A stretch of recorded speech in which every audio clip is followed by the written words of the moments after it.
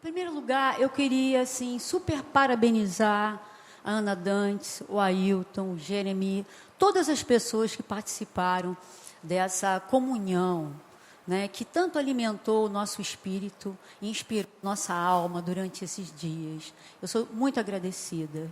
E eu quero estender o meu agradecimento às pessoas que me ajudaram nesse caminho das plantas, porque a minha formação inicial é de história, e o que uma historiadora está fazendo na botânica, né?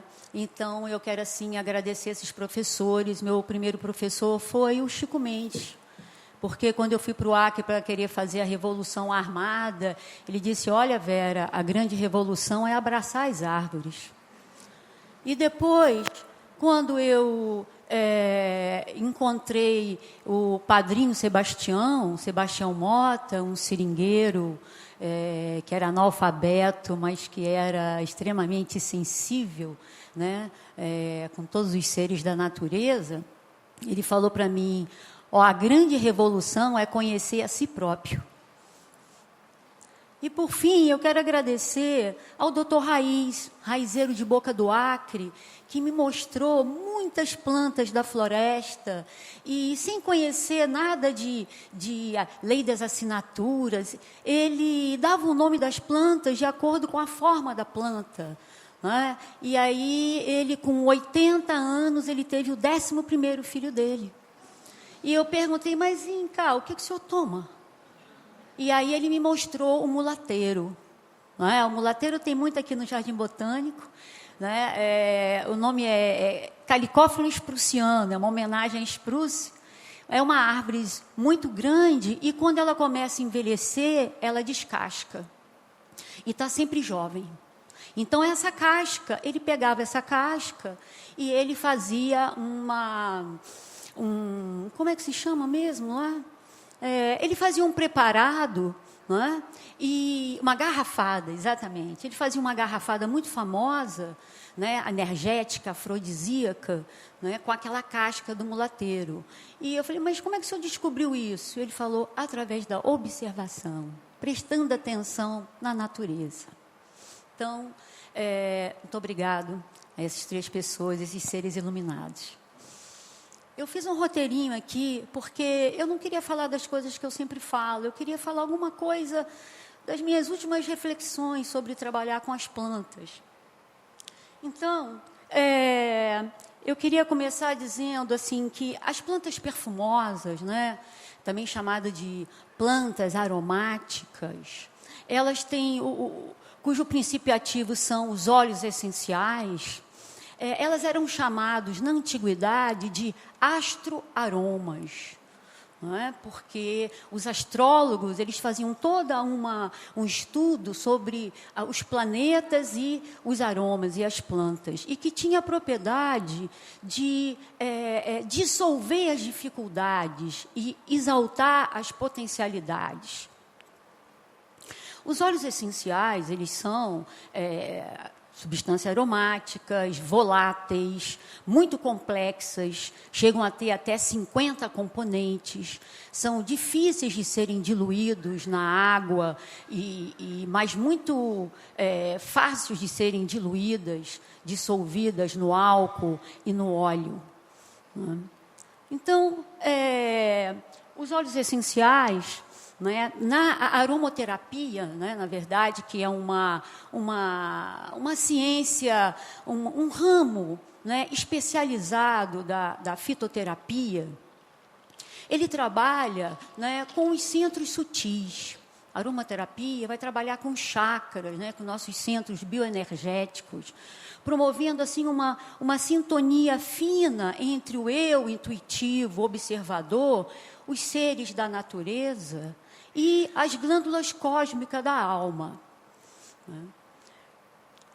O olfato, é interessante o olfato, porque é uma tecnologia muito apurada. O olfato, de todos os sentidos, é o que está diretamente conectado com o nosso sistema nervoso central. Está conectado com a memória. O olfato, ele cria pontos de memória. Então, quando a gente sente, por exemplo, o cheiro da mãe, a comida da vovó, né? Um cheiro que nos lembra uma passagem da nossa vida, né? E esses aromas, né? Esses aromas especiais, eles são captados, né? As flores, elas liberam as suas moléculas aromáticas, e essas moléculas, elas são captadas pelos esses sensores, né? Esses sensores muito especializados, né? que existe na nossa cavidade nasal, né? Lá no teto da cavidade nasal tem esses sensores que são 20 milhões de neurônios, né? Que eles percebem o aroma, eles decodificam o aroma e devolvem essa informação, né? Que são esses cheiros que pode tirar a gente de uma situação, que pode elevar a nossa percepção, né? Então, falando um pouquinho mais do olfato, o olfato, ele acho que de todos os sentidos, o olfato, ele trabalha muito ele é muito receptivo para as trocas químicas. Então, muitas plantas enteógenas, né, elas são muito melhor percebidas e assimiladas pelo olfato do que, por exemplo, por outra via.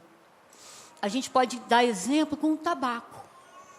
Né? O tabaco fumado, ele relaxa, ele ajuda na concentração, mas o tabaco, o rapé inspirado, ele vai fazer uma conexão, né? Isso a gente vê muito nas comunidades indígenas da Amazônia, né?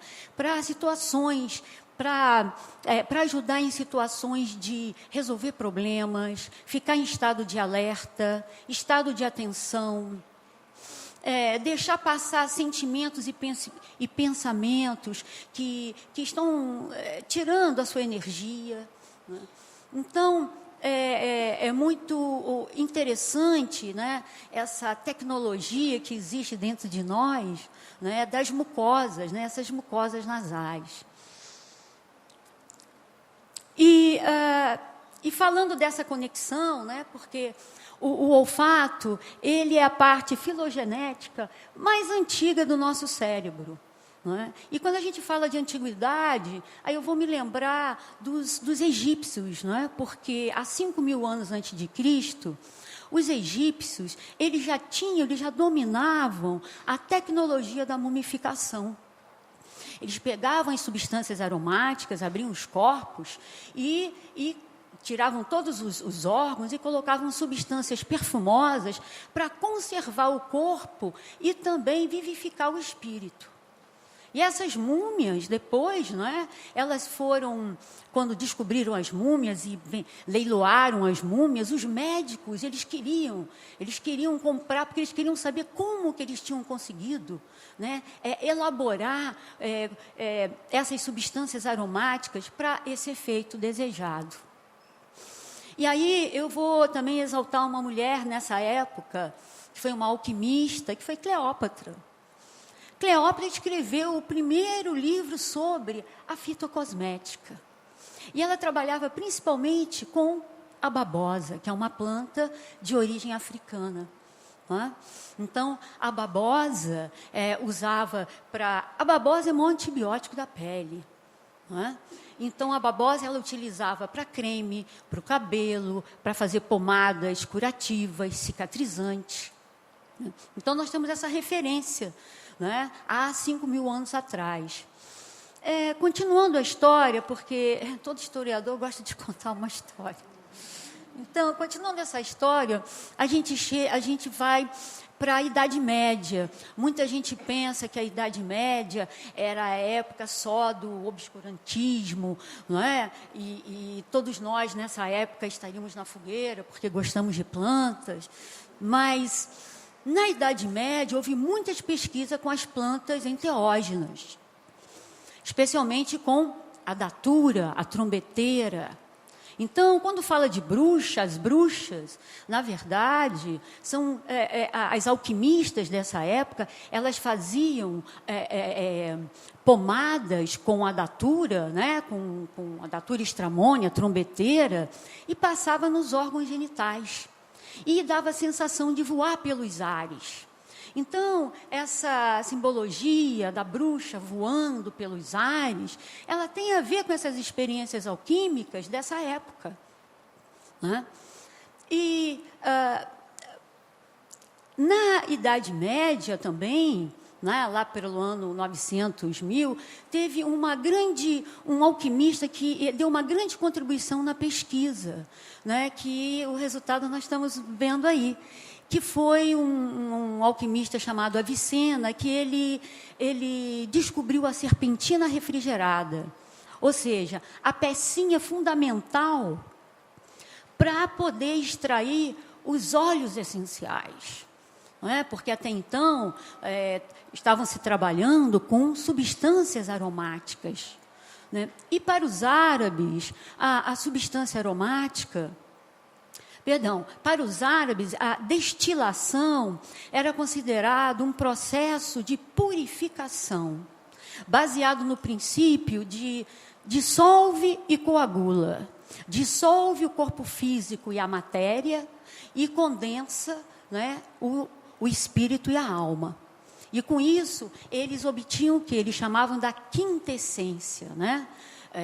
A alma da planta. Né? E mais adiante, a gente vai ver na época do Renascimento, lá pelo século XVI, aí vem um cara genial, eu sou fã dele, os cientistas acham que ele está muito ultrapassado, mas enfim, não é? Que é o Paracelso. Né? Paracelso foi um médico alquimista suíço, que ele escrevia um livro chamado Botânica Oculta, onde ele vai dizer o seguinte: se uma planta está viva, né, alguma coisa anima essa planta.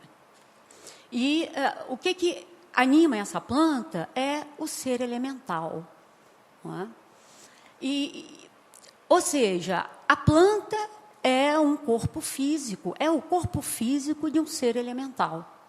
E para você entrar em contato com esse ser elemental, não é? Com esse espírito da planta, na hora que você for colher uma planta para fazer um remédio, para fazer um hidrolato, para fazer uma poção mágica, né? Você tem que fazer um ritual, porque o ritual traz a força. Então, ele dizia que seria bom que se conhecesse o ritual de todas as plantas. Cada planta tem o seu próprio ritual. Como isso não é possível, porque só no Brasil a gente tem mais de 55 mil plantas, precisaria de muitas encarnações, não é, para a gente poder conhecer todos os rituais, ele nos dá uma dica de um ritual básico, que é você traça um círculo em torno da planta, pega um graveto, traça um círculo em torno da planta. Esse círculo representa a roda das reencarnações, quando nós, no processo evolutivo, fomos plantas também. E aí a gente faz uma concentração, uma meditação, um hino, canta um canto, uma prece, uma oração, aquilo que for da sua fé. E virado para o leste, onde o sol nasce, você pede aquele elemental para ele ajudar a fazer aquele remédio, para ajudar a curar a sua família, os seus amigos. Né? Então, Paracelso falava que para você manipular os seres elementais, né, e aí ele vai dizer que cada planta pertence a um elemento, e se você observar, você vai saber a que elemento essa planta pertence. As plantas perfumosas, por exemplo, elas pertencem ao elemento ar. Né? O elemento ar, que tem essa característica volátil, essa característica de elevar, são plantas que têm muitas flores, são plantas curativas, são plantas que têm muitas sementes. Não é? Então, você observando a planta, né, aonde ela vive, com quem que ela interage, você vai saber a que elemento ela pertence. E aí você vai poder também estabelecer melhor essa conexão com o ser elemental. Né? Então, o ser elemental das perfumosas são os sílfes, as sílfides, as fadas. Fada em latim vem da palavra factum, não é? Que quer dizer destino. Né? Então, são aqueles seres que interferem no destino dos seus protegidos. Né? E a gente vê isso em muitas histórias, né? Em muitas histórias infantis, a história da abóbora. Né?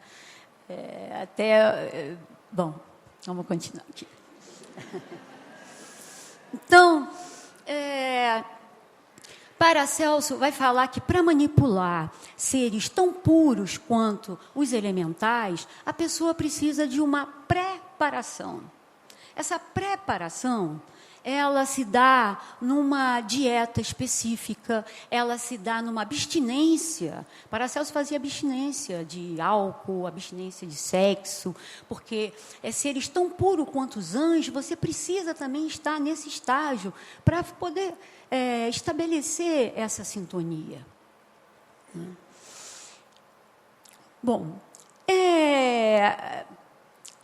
a aromoterapia esotérica, né, ela vai trabalhar de uma forma muito interessante, né, porque trabalhando nos centros sutis, ela vai dar uma outra dimensão para as propriedades curativas das plantas. Né. O alecrim, por exemplo, é a planta dos estudantes, é a planta que ajuda na concentração. Então, na antiguidade, eles botavam um galinho de alecrim para que o aluno ficasse sentindo aquele aroma, né, e pudesse ter foco nos estudos. É uma planta, como o próprio nome diz, alecrim, alegria. Né? É uma planta que ajuda a desinibir a pessoa para que ela possa colocar as suas virtudes, apresentar, demonstrar as suas virtudes, né, as suas aptidões inatas. Né? A alfazema, nesse estudo, né, a planta que aumenta a espiritualidade. A alfazema é uma planta que ela limpa as larvas astrais, os maus pensamentos. Né? Ela tira as perturbações que impedem a aura magnética pessoal.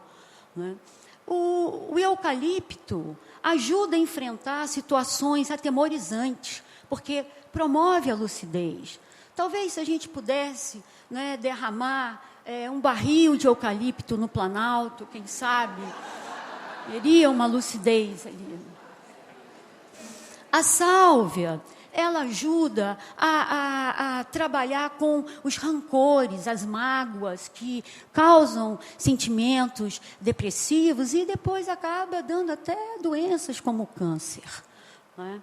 Então, a gente pode dizer que sensitivos, herveiros, xamãs, curandeiros estabelecem um diálogo sintonizado, né, com o espírito da planta. Eles entram em conexão com o espírito da planta e, em seguida, com a dimensão biomolecular, através da sensibilidade, através da intuição, do conhecimento cultural, do dom expresso no código genético de cada xamã, se dá a conexão com as plantas. E aí, paralelamente, né, eu estava falando dessa parte sutil, paralelamente, a ciência vem comprovar a ação terapêutica das plantas perfumosas. Então, né, a ciência fala, não, existem estudos científicos, as plantas perfumosas têm 5 ações, são plantas que são digestivas, são plantas, não que todas as plantas que têm óleo essencial tenham todas essas propriedades, mas pelo menos uma delas. Então, plantas digestivas, plantas anti-inflamatórias, plantas descongestionantes das vias respiratórias, vermífugas e calmantes. Aí, na planta calmante, a gente não pode esquecer de falar um pouco do maracujá, porque o maracujá vem da cultura tupi-guarani, e que maracujá é fruto na cuia. Né? Então, eles levaram 25 anos estudando maracujá, para chegar à conclusão que o maracujá é uma planta calmante.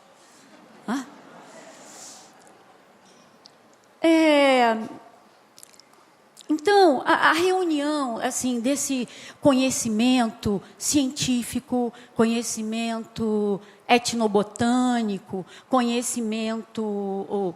quando eles reuniram, na verdade, o conhecimento científico, etnobotânico e a ancestralidade, percebeu-se que tudo que está no micro está no macrocosmo, que o físico e o espiritual são um só, e que todos os seres estão conectados com a fonte criadora, né? Com o DNA. Bom, isso os indígenas já sabiam há muito tempo, né? Porque faz parte da sua cosmovisão. Então, se as plantas elas estão nos ensinando, né? Se nós não estamos vendo as suas virtudes, né? Elas nos mandam mensagens chaves, porque se estamos com o nosso GPS pessoal desconectado, desligado, entendeu? As plantas, né, mandam mensagens chaves para nos acordar. Então, que mensagens são essas? A primeira mensagem é a observação apurada, não é? Quando a gente está observando, né, vocês estão aqui, estão nos observando, nós estamos atentos, nós estamos focados, né? Nós estamos inspirados. Então, o nosso cérebro, ele emite impulsos elétricos, entendeu? Que ajuda, que aumenta a adrenalina, não é? Que ajuda na sinapse dos neurônios, não é? Então, a observação, quando você vai observar uma planta, não é só a planta, você tem que observar a planta e o entorno da planta, né? O comportamento, que elemento ela pertence, com quem que ela interage. A interação da planta com os insetos é muito importante. Tem um filme, é um filme antigo, acho que chama Medicinal Man, Homem e Medicina, com Sean Connery, e fala sobre isso. Ele estava numa comunidade e a comunidade ficou doente. Aí ele pegou uma determinada orquídea e fez um remédio. E todo mundo se curou. E aí, mais adiante, uma outra comunidade teve o mesmo problema. E ele pegou a mesma espécie e não teve resultado. Então ele foi perceber por que não teve resultado. Porque quando ele colheu aquela bromélia ela estava cheia de formigas. Tinha uma interação com as formigas. E quando ele foi colher a outra, não tinha as formigas. Ele esqueceu desse detalhe, né? Quando, na floresta, lá no céu do Juruá, né, que o pessoal faz a linha do tucum, né, o tucum que faz a linha da lealdade, é um fio tão forte, né, que não arrebenta, considerado, simbolizado como a linha das relações, as relações fortes, né, que não se partem. Eles querem fazer o maracá de tucum, eles colocam na boca do formigueiro, porque dentro do tucum tem uma amêndoa, e só a formiga consegue comer aquela amêndoa, né, sem quebrar aquela estrutura do maracá, para que eles possam, então, depois, com a ajuda das formigas, né, fazer o seu instrumento musical, o seu instrumento ritual. Então, a observação é fundamental. Essa seria, assim, a primeira mensagem-chave que as plantas nos dão. A segunda mensagem-chave, né? E nessa eu quero voltar só à observação, porque o Criador, né? Vamos dizer assim, o Criador, ele fez a sua assinatura na natureza, né? Então, eu falei do Dr. Raiz, que conseguia ler essa assinatura através das formas. As formas das plantas te dão dicas, né? Para que para que elas servem. E isso ajudou muito também os taxonomistas na classificação das plantas. Né? A pulmonária, porque parecia com pulmão, a Aquileia millifolium, porque é a planta que tem maior subdivisão na folha e serve para 1000 coisas. E também essa subdivisão parece o sistema circulatório, é a planta da circulação, a planta das varizes. E também, não só o Criador deixou a sua assinatura divina, mas também deixou uma geometria virtuosa. Essa geometria virtuosa, né, mostra que tudo na natureza está em proporções geométricas. Né? Inclusive, tem um desenho que deveria passar nas escolas, é um desenho do Walt Disney, o Pateta é o apresentador, e ele conta a história da matemática, mostrando que a matemática está em tudo. E começa pelas flores. Né? Então, a matemática está nas flores, está nas árvores, está no nosso corpo. Essa geometria virtuosa, ela estimulou também, ela está presente nos estudos esotéricos como a Cabala, ela está presente nas artes indígenas dos quenês, né? Ela está presente nos monumentos. E essa geometria divina, ela propicia o bem-estar, a harmonia. Né? Então, essa mensagem da observação é muito importante. A segunda mensagem é a interdependência. Não é? A interdependência, a gente sabe que o planeta Terra, todos os seres estão interligados, mesmo que muitos não se deem conta disso. Não é? Então, desde vamos dizer assim, da relação mais básica que a gente tem com a natureza, que é a fotossíntese com a respiração. Fica 3 minutinhos sem respirar para ver o que acontece. Né? Até assim, a influência determinante do clima na vida do homem. Então, eu gosto muito de dar um exemplo, né? Eu acho que muitos conhecem, ou todos conhecem, que são os rios voadores. Né? Porque o que acontece na África influencia o que acontece na floresta amazônica. São Paulo só produz as plantas aromáticas, não é? As plantas perfumosas e outras plantas também, não é? Por causa dos rios voadores. Não é? Então, esses rios voadores, eles são formados, não é, pelas grandes árvores da floresta, né? As samaúmas, não é? Outras espécies maravilhosas, que, pelo processo de evapotranspiração, não é, vai formando aquele rio voador, e quando encontra nos Andes, ele desvia e vai para a zona do Sudeste. Porque é muito natural chover na costa da América do Sul. Mas onde está? No Sudeste, exatamente naquela zona de São Paulo, que vai de São Paulo a Buenos Aires, Mato Grosso, seria uma zona desértica, não é? Totalmente desértica, porque está na mesma latitude do deserto da África, da Ásia, da Austrália. Então, graças aos rios voadores, graças à floresta amazônica, São Paulo é responsável por 70% do PIB do país. Não é? Agora, quem cuida, né, dessa usina, essa fábrica de serviços ambientais que é a floresta amazônica? Quem é que zela essa fábrica? Quem é que mantém essa fábrica? Né? São os povos indígenas, né, a quem devemos valorizar, a quem devemos ajudar a proteger, né, as suas terras. Então, essa seria essa interdependência de todos os seres, essa percepção, né, que não adianta eu estar bem se meu vizinho está mal. Não é? Que eu só vou ficar bem, é como dizia o padrinho Sebastião, se meu irmão não come, eu também não vou comer. Não é? A terceira mensagem-chave, né, é a impermanência. Né? A impermanência, porque na natureza tudo está em metamorfose. Né? Nós vimos aqui, né, palestras maravilhosas falando sobre isso. Tudo está se transformando o tempo inteiro. Não é? Assim, no subsolo, né, as plantas estão fazendo uma alquimia vegetal constante. Né? O fósforo se transforma em enxofre, o magnésio se transforma em calcário, o nitrogênio se transforma em potássio. Não é?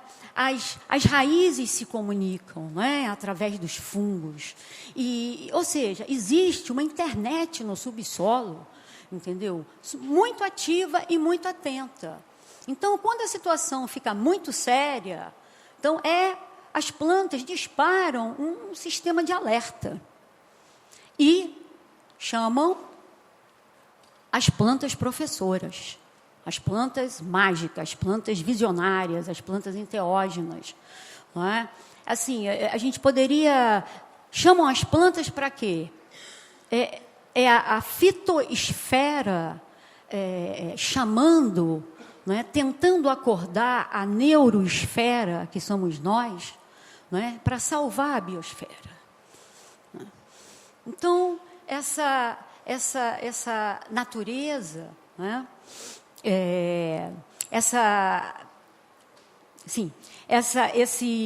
Esses ciclos, né? Nós estamos falando da impermanência, nós estamos falando do solo, né? Embaixo do solo, o que acontece. Agora, em cima do solo, a transformação também é constante. Né? As flores...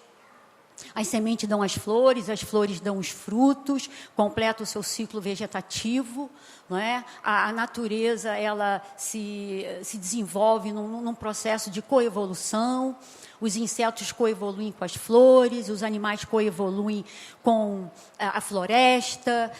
O processo de coevolução é uma espiral, não é? Uma espiral ascensional como o próprio DNA. Então, essa impermanência, né? Acompanhar os ciclos da natureza, que são impermanentes, mas eles são constantes, mas eles são impermanentes. Não é? As estações do ano, o movimento das marés, né? a influência lunar. Não é? Então, eles estão mudando o tempo inteiro. Então, a gente aprender a fluir com os ciclos, não é? Sintonizar com esses ciclos da natureza, vai promover a saúde individual e a saúde planetária. A quarta e última mensagem-chave é a diversidade. Né? É a diversidade. Né? Saber que a convivência das diferenças é fundamental para a estabilidade do sistema. Quanto mais diferentes somos, melhor para o equilíbrio dos ecossistemas. Somos diferentes, somos parecidos, né, nessa mesma matéria, mas somos diferentes. Então, nessa diversidade, a gente vê que nenhum ser é melhor do que o outro. A gente pode citar, por exemplo, a castanheira. Né? A castanheira na floresta, a castanheira é uma árvore gigante, chega a ter 30, 40, 50 metros. Ela só vai dar frutos se específicas abelhas, aquelas de língua comprida, para poder polinizar a flor da castanheira, que é bem fechada. Né? Então, ela só poliniza se tiver, né, se for possível, né, esse trabalho dessas abelhas. E essas abelhas só se multiplicarão e serão nutridas por espécies de bromélias que estão no alto das árvores. Então, todos os seres são importantes, não importa o seu tamanho. Né? Então, assim, para finalizar, dizer assim, o que essas mensagens, né, ela pode, assim, todas essas mensagens podem, assim, nos dizer, né? Primeiro que a tecnologia vegetal, né, ela pode dialogar com a tecnologia virtual, criando uma cultura quântica, baseada na consciência individual, para uma ação coletiva em benefício do bem comum. Né? Que o físico e o espiritual, né, são um só. Né? essas mensagens todas, essas chaves todas, elas abrem um portal, não é? Esse portal, ele abre um novo paradigma, não é? Que é a criação de redes autogestoras. A cooperação, né, é o que mantém a vida no planeta. Se uma semente, né, com seu DNA, né, cósmico, ele pode criar uma floresta, se o homem conectado com a fonte criadora pode regenerar o planeta, o homem conectado, sintonizado com a planta, os dois sintonizados no canal do Criador, podem criar, né, um novo paraíso na Terra.